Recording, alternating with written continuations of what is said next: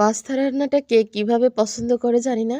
তবে আমার বাসায় কিন্তু এইভাবে পাস্তা রান্নাটা সবাই পছন্দ করে। তো আমি আজকে সন্ধ্যায় নাস্তার জন্য এখানে ১ কেজি প্যাকেটের ১ প্যাকেট পাস্তা রান্না করেছি। এটাকে বলে স্যুপ পাস্তা।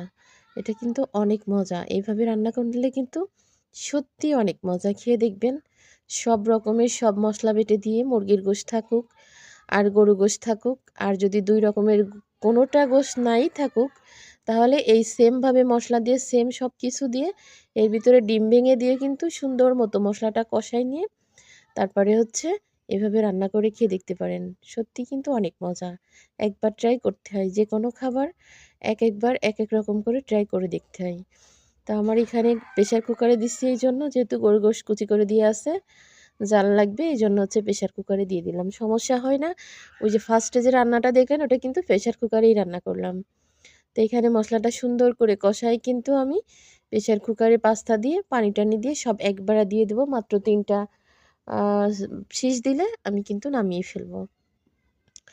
দুপুরের যে তরকারি রান্না করেছি সেই তরকারি ছিল, দুপুরের ভুঁড়ি রান্না ছিল। তারপরে হচ্ছে মাছ রান্না ছিল। আবার রাতে গিয়ে হচ্ছে ডিম ভুনা করেছি। আর এইখানে হচ্ছে ছোলা। এগুলা কিন্তু সব রোজার ছোলা। ছোলার টোপলা বানানো দেখে বোঝা যাচ্ছে এখানে ৪ পদ রান্না করব। ৪ পদেরই কিন্তু মসলা আমি রেডি করে রাখিছি। তার মাঝখানে আবার এই যে ডিম পোচ করতেছি। আসলে হাঁসের ডিম ঈদ থেকে এই পর্যন্ত মনে হয় ৫০ থেকে ৬০ টা কিন্তু আমার বাসায় কেনা হয়েছে। তার থেকে মনে হয় আর ১০-১২ টা ডিম আছে। আর সবই কিন্তু খাওয়া হয়ে গেছে। তো এখানে হচ্ছে ২ টা ডিম পোচ করলাম। আবার হচ্ছে এই যে ছোলা ভুনার জন্য সুন্দর করে মশলাটা রেডি করে নিলাম। আসলে বাসায় এমনি সদ্য টমেটো ছিল না, ফ্রিজে যে টমেটো ছিল দেখেন কিভাবে ধোঁয়া উঠতেছে। ডিপে রাখা ছোলা তো এইজন্য ধোঁয়া উঠতেছে। সাথে একটু করে বাসায় যে বিলাতি ধনেপাতা আছে সেই বিলাতি ধনের পাতা দিছি সাথে একটু কুচি করে বাসা থেকে।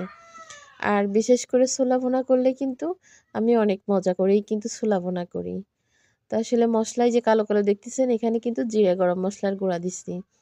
রান্নাটা সম্পূর্ণই হচ্ছে নিজের কাছে। ভালো খারাপ যেমন রান্না করবেন আপনি তেমনই হবে। সবসময় একটা জিনিস খেয়াল করে দেখবেন, আমি কিন্তু সবকিছু পরিপাটি দিয়ে সুন্দর করে রান্না করার চেষ্টা করি। আর এটা যে আমি এখন করি তা না। এটা আমার বরাবরই অভ্যাস।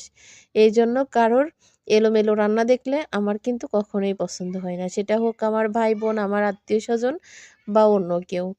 আর সব জায়গায় গেলে তো সবাই নিশ্চিত থাকে যে রান্নার জন্য আমি আছি। আর এইখানে হচ্ছে সিমাই জর্দা করার জন্য গরম পানি দিয়ে লবণ দিয়ে ঘি